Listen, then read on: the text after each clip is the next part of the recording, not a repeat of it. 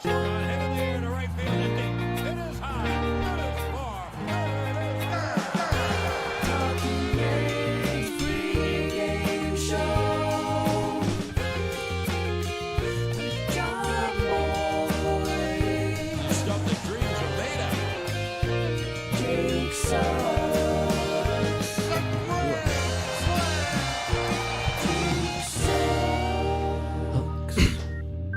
Hello and welcome to the Talkin Yanks pregame show. I'm BBD, and that lovely face over there is my friend Dan Canobio. Not your first appearance on the Talkin Yanks YouTube channel, correct? No, I think it is. I thought it was, and then I remembered IKF for Mondesi Day. Oh God, yeah, the old switcheroo we did. But other than that, yeah, I did have a brief appearance on Talking, but this is it. This is the first time I've ever appeared on the Talking Yanks pregame show. It is an honor. It is a privilege. Old man Dan, you probably know me from the warehouse and some other hijinks here, but I am a big Yankee fan. I've been a Yankee fan since 1987. First game I ever went to was Jim Abbott's no-hitter. really? Did I know that? Oh, it's a fun fact. That fact's a lot of fun. It was a big game. If you watch any of the warehouse stuff, Dan's in pretty much every series we've done there. Yeah, first one. Inside Boxing Live. Yes, I host a boxing show here with Chris Algieri, former world champion. You may know him for going one round with Jake Storiali. But I'm ready to talk some Yanks. I'm excited. I hope you all take me in with open arms because I do love my Yanks.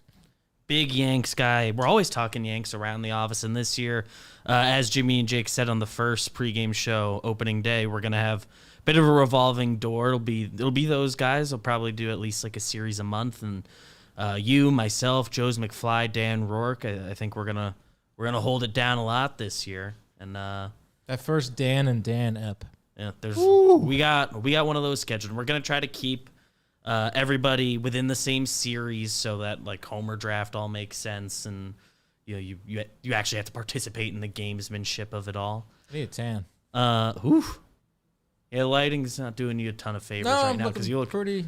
You don't look that tan you look more tan in real life. Draconian? Is that a word? Yeah, that camera is primed for Jimmy's face. Yeah, it's been positioned for Jimmy. Okay. Yes. I see. So, Now that we've gotten through all the housekeeping of that, you watching out for anything tonight? What am I watching for tonight? First off, I should have you read the lineup to the people. let's read the lineup, folks. Batting first, playing third base, DJ LeMahieu. Batting second, number 99, Aaron Judge, El Capitan. In the three holes, Anthony Rizzo, he plays first. Giancarlo Stanton coming off of a bomb of a home run will be your DH. Gleyber Torres playing second base. Frenchie Cordero, come on down. You're batting sixth and playing right field. And playing left field tonight, Aaron Hicks. Aaron Hicks' resurgence starts tonight, folks. Trevino behind the dish, batting eighth and batting ninth. Our favorite Paisan, Anthony Volpe. And on the mound, Nestor Cortez. Have any thoughts on the lineup immediately? I think two things stuck out to both of us the second this dropped about an hour ago. Franchi. It's Franchi Day. It's Franchi Day at the yard. That's interesting. I didn't think Franchi and Hicks would come in the same game. I did not think their first starts would be the same day, let alone first day of a series. Our first look at Franchi ever as a Yankee. Right. Had a pretty good year. I wouldn't say pretty good year, but he had some pop last year. 8 homers, 29 ribs. He had a close to 700 OPS for your Red Sox. Plays a little bit of everything, but mostly right field. Yeah, they mixed him in at first base last year. Toolsy as hell, hits the ball hard. Yankees acquired him the day before opening day. So you didn't miss something if you're listening to this and saying, how did I miss them getting this guy? It happened right before the season. They got kind of lost in the sauce. Other housekeeping, as far as moves the Yankees made, Johnny Brito sent down. Right, but don't get alarmed, right? Don't get alarmed. He should be back. I guess in 10 days. I said on the main app yesterday, I thought they changed the rule to 15 days. I think I'm mistaken because the Yankees don't need him in in 12 days. I think April 15th. Yeah, April 14th, I think, 14th. is the 14th is the day the Yankees need a fifth starter. So this was pretty much like a move that they knew it was going to happen regardless of how he pitched. He just happened to pitch really well, and I think a lot of fans, when they see that transaction tweet come out on Yankees Twitter, like, what the heck? It's a fair, like, come on. Yeah, but he's going to go down. He might have a start down in the minors, so when he does come back up and they need the fifth starter, he'll be ready to go. He'll be loose, and replacing him is Ian Hamilton, who had a nice spring for the Yankees. And have you looked at his baseball reference page yet? Who's that? Ian Hamilton. Oh. Ian. He Any Seinfeld fans out there? Ian Hamilton? famously, I think, live on the show, or maybe it was what right a before. shot. Yes. What a hell of a mugshot. Jimmy opened that up and said, "Oh, this is a guy that has run from a cop This guy looks like he's or fought a cop." This guy looks like he's from my world, the boxing world. Yeah, That's a boxing mugshot. He has a mean mug going on in that picture, which is pretty cool. He's on the Yanks? On the Yanks, called up to replace Okay. Johnny Brito. Okay, that's why I didn't realize, because he's replacing Burrito. Right. Also, He's replacing Burrito. I believe he had an opt out at the end of spring, and they basically told him, like, we need one Burrito start, and then we'll call you up. They pushed his opt out day to April 5th. Okay, so stay hot, Hamilton. So they had him stay ready. Don't know if he got into a minor league game. If he comes in tonight, something has gone wonky. Hopefully in our favor. Well, what I'm looking for tonight, BBD, is I feel like opening day obviously has a lot of hoopla around it. Opening weekend has a lot of hoopla. It's almost treated like a playoff atmosphere. A lot of living and dying with every pitch because we haven't seen it in so long. To me, the second series of the year, to me, is the real baseball. It's like a Monday night, 7 o'clock. You go home after work, you settle in. Yeah, you make some dinner, and you have the game on in the background. And this is when I feel like, all right, now we have our friend with us for the next 5-6 months. Because opening day can get a little crazy. So now I feel like, yeah, exactly. So now I feel like everyone who checked out the live stream. We're settling in. That live stream I was a complete waste of life the next day. Yeah. I've never done a 12-hour live stream like that. But anyway, I feel like now the season really begins. That's one thing I'm looking for. The second thing, obviously, is Nestor. We're looking for Nestor tonight. We need innings out of Nestor. Need innings out of Nestor. Just want to see him. He's our second most reliable pitcher with the squad we've got coming into the year. Burrito was great. Really great. But yeah, Nestor would be really great for you to have a day, kid. Looking for that. The cop-out answers are Cordero and Hicks as just guys who haven't gotten a start yet this year. Right. Not having them as my what to watch for. The one I'll identify is Anthony Volpe. He gonna steal another bag today? 3 for 3 so far. You walk him, it's a double. It's a double. He impacts the game in so many ways, and I love the way he steals bases. It's like the bouncing and almost like he's timing the pitcher and obviously hoping he doesn't throw back. What he's doing. But it's like almost like a running start. It's beautiful to watch. And I was talking with, I think it was Jolly. I think we had over-under of stolen bases for Volpe. And, I think 40 is, like, attainable because he has a really good eye. Yeah. Say he hits, like, 260. And if he gets on enough. Like a 35% clip he's getting on base, he's going to steal 35 bases, especially with the new rules. But the new rules, they have him at the bottom. He's not directly in front of Judge, where I think they might get a little funky and tell him not to steal, which I get a little bit. But so batting ninth, being ahead, and if he moves up, it'd be to like sixth this year. I don't see him. You don't think he'll bat leadoff? I think for this year, he'd have to like fully establish. Yeah. He'd have to fully force the issue to go up to 1, especially if DJ is given anything. Like that's where he seems most comfortable. I love, obviously, we want to fast forward always as fans. I love Volpe 1 and then pushing everyone down one slot. Yes. To where they probably should be, like LeMahieu 5. With the amount Yankees have been interested in getting DJ somewhere in the middle to break all that up for a couple years. Another thing I'm looking for tonight, who's going to be in the booth? I love the booth. Paul O'Neill. Was it Paulie's back? I don't know. Do we know that? We don't get the booth lineup until we... Yeah, we kind of just... There's not a way to know that before, I could maybe text Shackle. But yeah, Shackle might know. I like to be surprised. We have Yes Connects, obviously. I want to see Paulio. I missed him during opening day weekend. I do like Flaherty in the booth. I think he's really good, but I'll keep an eye on the booth. It's not my number one thing to watch for, but certainly up there. It's up there. I like that as a toss-in. And now I think we move into the pitching path to victory. Let's path this victory, BBD. What do you got? So, as far as guys unavailable. Albert Abreu threw 30 bullets on Saturday, and Kinger was 39. I would imagine they'd like to avoid those two. How about Ronnie? He pitched a lot yesterday. Ron went for 15. I think he's available. He threw like 30 on opening day. Threw 39 and 40, something like that. Yeah. He Okay. threw a ton that day. He threw, and he did an up-down, so I'm willing to. I think I'll rule him out as well. Cordero has pitched back-to-back days. He's a unit. I like the way he looks. He is a big man. He is like a hulking presence. And the Yankees used to love those types of pitchers. I think they still do love those types of pitchers. Go ahead. Cordero. So I think Cordero's unavailable. Marinaccio off an up-down, I think, is out. They definitely aren't using both of Abreu and King, so that would make Holmes, Loizaga, who should be... Loizaга's thrown a third of an inning this year. He's thrown 2 pitches. 2 pitches in opening day. I have to assume he's getting in tonight. Yeah. And Clay's only pitched 2/3 of an inning. Yes. Wandy didn't throw yesterday. He can throw every day. Wandy assumes he's pitching every inning. Just put him in. I would take Nestor for 5, right? Let's be... Yeah, opening day, he has the mini hamstring fake injury. Air quotes, fake. Right, the WBC... Yeah, they didn't want to phantom injury for Nestor. Yeah. But I did think there was some type of injury. Yeah, he must have had something. They were looking for any excuse because he was thrown off a mound like 2 days later. Yeah, so you got to figure.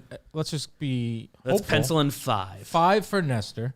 Wandy for multiple innings, whether he's back ending a Nestor inning, coming in for 1 out or 2 outs, and then he gets another inning, and then Loizaga, and then Holmes. I mean, in an ideal world, those are your 1, 2, 3, 4 pitchers. Yeah. The only thing that gets funky is if Nestor struggles or can't complete 5. Can't complete 5, then we might have to see some of these other names in the bullpen. Yeah, and this is the path to victory. So let's pencil in 5. 5. And yeah, do they get weird? Do they go?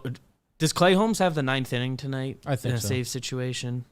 It's either him or Loizaga, and I think they're gonna go to Clay as much as they can early and try to give him that lane and have him be the 9th inning guy, even though they went into this year for saying we're using a committee, which as a Yankee fan, especially I've illustrated how long I've been a Yankee fan. It's like the Yankees don't do closers by committee. Like the Yankees have been the last team to right. adopt It was Mo forever, and then even after Mo it was Rafael Soriano or it was Robertson D-Rob. or it was Chapman. Very rarely do they do the whole committee thing. When a guy's gone down, they've had a dude ready to go. Andrew Miller had his year. Like right.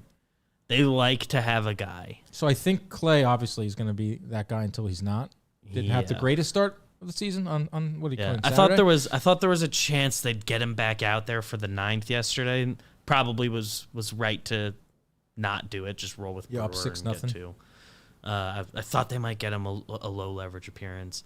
So maybe it's Nestor Nestor.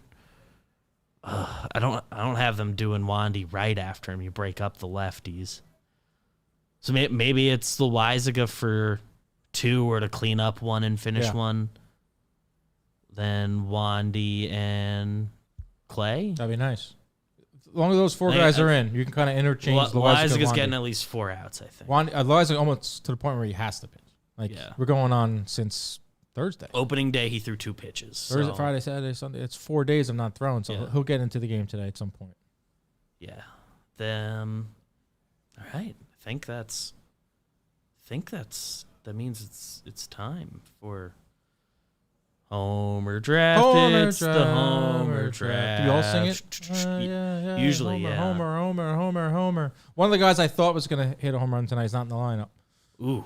That's Waldo. As a reminder for the people, and we're going to have Michael Conforto just homered for the Giants. With everybody going, we're getting a new sheet this year. I think this time next week that'll be fully in practice. So we'll figure out. I think series score is going to be a lot more important and winning percentage and all that.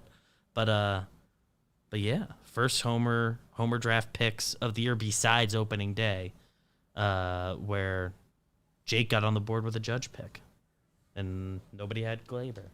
So everyone's on the board. As a reminder for the people, this is your first pregame show for the series.